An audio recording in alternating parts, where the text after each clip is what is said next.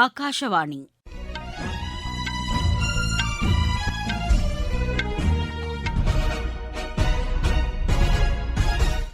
செய்திகள் வாசிப்பவர் சித்ரா பாலசுப்ரமணியன். தலைப்புச் செய்திகள்: இல்லந்தோறும் சூரிய மின்சக்தி பயன்பாடு அதிகரித்து வருவதாக பிரதமர் திரு நரேந்திர மோடி கூறியுள்ளார். விவசாயிகளின் நலன்களை பாதுகாப்பதில் மத்திய அரசு உறுதியுடன் உள்ளதாக வேளாண் அமைச்சர் திரு சிவராஜ் சிங் சௌஹான் தெரிவித்துள்ளார். ஜவுளித்துறை விரைவான வளர்ச்சியை கண்டு வருவதாக மத்திய அரசு கூறியுள்ளது.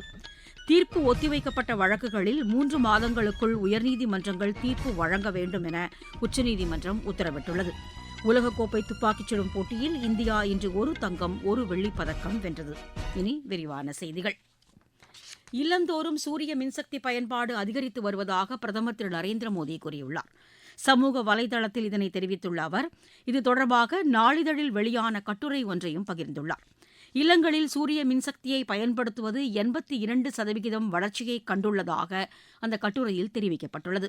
இதற்கிடையே தூய எரிசக்தி பயன்பாட்டில் இந்தியா தொடர்ந்து முத்திரை பதித்து வருவதாக மத்திய அமைச்சர் திரு பிரகலாத் ஜோஷி கூறியுள்ளார். பிரதமரின் இல்லந்தோறும் சூரிய சக்தி திட்டத்தின் கீழ் 40 லட்சத்துக்கும் மேற்பட்ட வீடுகள் இணைந்துள்ளதாக குறிப்பிட்டுள்ளார். மின் நுகர்வோர் என்ற நிலையிலிருந்து மின் உற்பத்தி செய்வோர் என்ற நிலைக்கு பயனாளிகள் மாறியுள்ளதாகவும் அவர் கூறியிருக்கிறார். வளர்ச்சியடைந்த இந்தியாவிற்கான இலக்குகளை எட்டுவதற்கான பயணத்தில் இது முக்கிய பங்கு வகிக்கும் என்றும் திரு பிரகலாத் ஜோஷி தெரிவித்துள்ளார். விவசாயிகளின் நலன்களை பாதுகாப்பதில் மத்திய அரசு உறுதியுடன் உள்ளதாக வேளாண் அமைச்சர் திரு சிவராஜ் சிங் சௌஹான் கூறியுள்ளார். புதுதில்லியில் நடைபெற்று வரும் தேசிய வேளாண் மாநாட்டுக்கு இடையே இன்று செய்தியாளர்களிடம் அவர் பேசினார். விவசாயிகளுக்கு தடையின்றி உரங்கள் கிடைப்பதை மாநில அரசுகள் உறுதி செய்ய வேண்டும் என்றும் அவர் கேட்டுக் கொண்டார். விவசாயிகளுக்கு தேவையான விதைகள் போதிய அளவில் கையிருப்பில் உள்ளதாகவும் அவர் கூறினார். உணவு உற்பத்தி இதுவரை இல்லாத அளவிற்கு 376 மில்லியன் டன்னை எட்டியுள்ளதாகவும் திரு சிவராஜ் சிங் சௌஹான் தெரிவித்தார். ஜவுளித்துறை விரைவான வளர்ச்சியை கண்டு வருவதாக அத்துறைக்கான மத்திய அமைச்சர் திரு கிரிராஜ் சிங் கூறியுள்ளார். ஆந்திர மாநிலம் கிருஷ்ணா மாவட்டத்தில் உள்ள மல்லவல்லி தொழில் பூங்காவில் ஆய்வு மேற்கொண்ட பின்னர் செய்தியாளர்களிடம் அவர் பேசினார். ஜவுளித்துறையின் வளர்ச்சிக்காக மத்திய அரசு பல்வேறு சீர்திருத்த நடவடிக்கைகளை மேற்கொண்டுள்ளதாக அவர் கூறினார். ஜவுளித்துறையின் வர்த்தகம் தற்போது 15 லட்சம் கோடி ரூபாய் அளவிற்கு உள்ளதாகவும் இதனை அடுத்த 4 ஆண்டுகளுக்குள் 25 லட்சம் கோடி ரூபாயாக உயர்த்த இலக்கு நிர்ணயிக்கப்பட்டுள்ளதாகவும் அமைச்சர் தெரிவித்தார். உற்பத்தியுடன் இணைந்த ஊக்கத்தொகை வழங்கும் திட்டம் ஜவுளித்துறையின் வளர்ச்சிக்கு உத்வேகம் அளித்துள்ளதாகவும் திரு கிரிராஜ் சிங் கூறினார். பெட்ரோலிய பொருட்கள் போதிய அளவில் கையிருப்பில் உள்ளதாக மத்திய அரசு கூறியுள்ளது.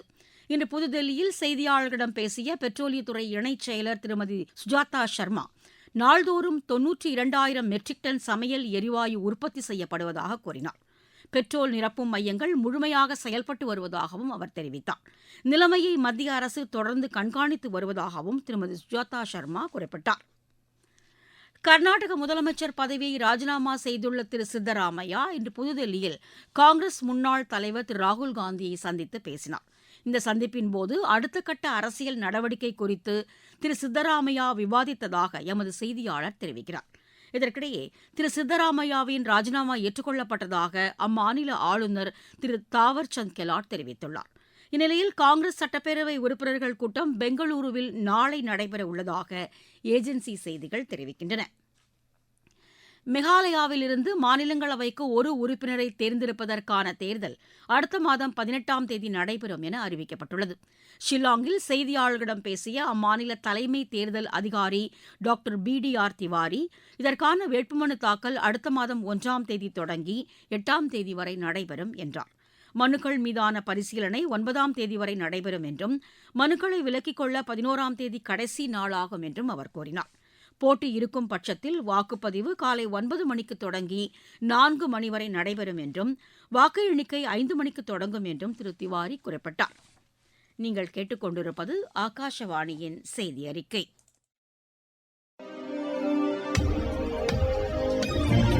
நேயர்களே, சென்னை அகில இந்திய வானொலியின் மாநில செய்திப் பிரிவு வழங்கும் சுழல் விளக்கு சனிக்கிழமை தோறும் காலை 7 மணிக்கு ஒலிபரப்பாகிறது.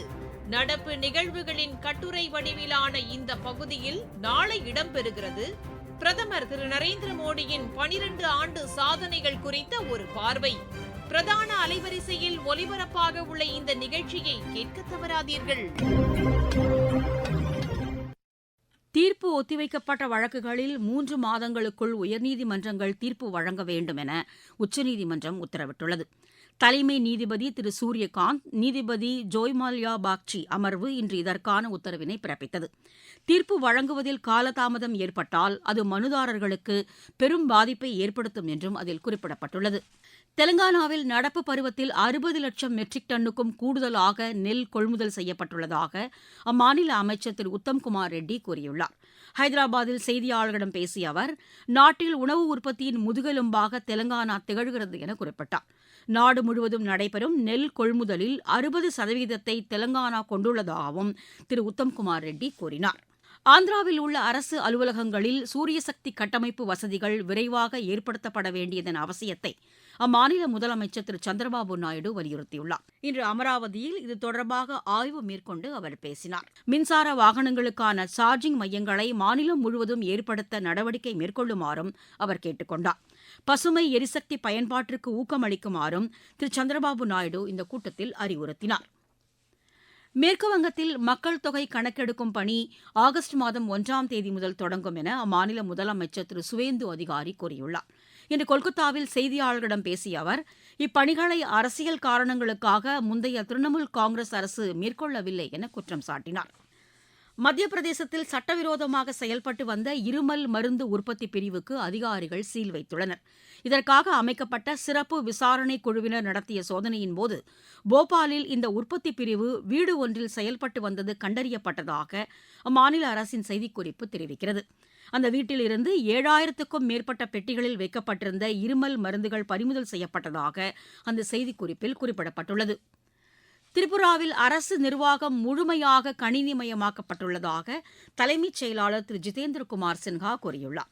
அகர்தலாவில் செய்தியாளர்களிடம் பேசிய அவர், கிராம பஞ்சாயத்து தொடங்கி அமைச்சரவை வரை காகித பயன்பாடற்ற நிர்வாகம் செயல்பாட்டுக்கு வந்துள்ளதாக கூறினார். கடந்த 9 முதல் 10 மாதங்களுக்குள் மேற்கொள்ளப்பட்ட டிஜிட்டல் மயமாக்கும் பணிகளே இதற்கு காரணம் என்றும் திரு ஜிதேந்திரகுமார் சின்ஹா தெரிவித்தார். விளையாட்டுச் செய்திகள். உலகக்கோப்பை துப்பாக்கிச் சுடும் போட்டியில் இந்தியா இன்று 1 தங்கம் 1 வெள்ளிப் பதக்கம் வென்றது. ஜெர்மனியின் முனிச்சில் நடைபெற்று வரும் இப்போட்டியின் மகளிர் 10 மீட்டர் பிரிவில் இந்தர் சிங் சுருச்சி தங்கப்பதக்கத்தையும் ஈஷா சிங் வெள்ளிப் பதக்கத்தையும் வென்றனர். இப்போட்டியில் இந்தியா இதுவரை 2 தங்கம் 1 வெள்ளிப் பதக்கம் வென்று பதக்கப்பட்டியலில் முதல் இடத்தில் உள்ளது. 18 வயதுக்குட்பட்டோருக்கான ஆசிய கோப்பை ஹாக்கிப் போட்டியில் இந்தியா 13-0 என்ற கோல் கணக்கில் கஜகிஸ்தானை வென்றது. ஜப்பானில் நடைபெற்ற இப்போட்டியில் இந்தியாவின் கேத்தன் குஷ்வாஹா ஹாட்ரிக் கோல் அடித்தார். ஆஸ்திரேலியாவுக்கு எதிரான 3வது மகளிர் ஹாக்கிப் போட்டியில் இந்தியா 2-0 என்ற கோல் கணக்கில் வெற்றி பெற்றது. பெர்த்தில் நடைபெற்ற இப்போட்டியில் இந்தியாவின் சோனம் மற்றும் லால் செம்ஷியாமி தலா ஒரு கோல் அடித்தனர். 4 போட்டிகளை கொண்ட இந்த தொடரில் இந்தியா 2-1 என்ற ஆட்டக்கணக்கில் முன்னிலை வகிக்கிறது. சிங்கப்பூர் ஓபன் பேட்மிண்டன் போட்டியில் இந்தியாவின் சாத்விக் சாய்ராஜ் ஷிராக் ஷெட்டி இணை அரையிறுதிக்கு முன்னேறியுள்ளது. ஆடவர் இரட்டையர் பிரிவு காலிறுதி ஆட்டத்தில் இந்த இணை 19-21, 21-17, 21-13 என்ற செட் கணக்கில் மலேசியாவின் ஆரோன் தாய் காங் காய் சிங் இணையை வென்றது. கலப்பு இரட்டையர் பிரிவில் துருவ் கபிலா தனிஷா கிரஸ்டோ இணையும் அரையிறுதிக்கு தகுதி பெற்றுள்ளது. பிரிஸ்டினா சர்வதேச டேபிள் டென்னிஸ் போட்டியில் இந்தியாவின் பயஸ் ஜெயின் சிண்ட்ரெல்லா தாஸ் இணை காலிறுதிக்கு முன்னேறியுள்ளது. கலப்பு இரட்டையர் பிரிவு காலிறுதிக்கு முந்தைய சுற்று ஆட்டத்தில் இந்த இணை 12-10, 11-9, 11-5 என்ற செட் கணக்கில் செக் குடியரசின் ஸ்டீஃபன், போர்ச்சுகலின் ஜூலியா லீல் இணையை வென்றது. பிரெஞ்ச் ஓபன் டென்னிஸ் போட்டியில் இந்தியாவின் யூகி பாம்ரி ரஷ்யாவின் அலெக்சாண்ட்ரா பனோவா இணை காலிறுதிக்கு முந்தைய சுற்றுக்கு முன்னேறியுள்ளது.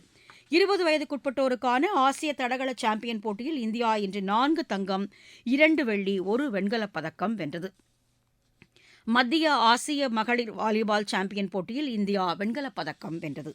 மீண்டும் தலைப்புச் செய்திகள். இல்லந்தோறும் சூரிய மின்சக்தி பயன்பாடு அதிகரித்து வருவதாக பிரதமர் திரு நரேந்திர மோடி கூறியுள்ளார். விவசாயிகளின் நலன்களை பாதுகாப்பதில் மத்திய அரசு உறுதியுடன் உள்ளதாக வேளாண் அமைச்சர் திரு சிவராஜ் சிங் சௌஹான் தெரிவித்துள்ளார். ஜவுளித்துறை விரைவான வளர்ச்சியை கண்டு வருவதாக மத்திய அரசு கூறியுள்ளது. தீர்ப்பு ஒத்திவைக்கப்பட்ட வழக்குகளில் 3 மாதங்களுக்குள் உயர்நீதிமன்றங்கள் தீர்ப்பு வழங்க வேண்டும் என உச்சநீதிமன்றம் உத்தரவிட்டுள்ளது. உலகக்கோப்பை துப்பாக்கிச் சுடும் போட்டியில் இந்தியா இன்று 1 தங்கம் 1 வெள்ளிப் பதக்கம் வென்றது. செய்தி அறிக்கை நிறைவு பெற்றது.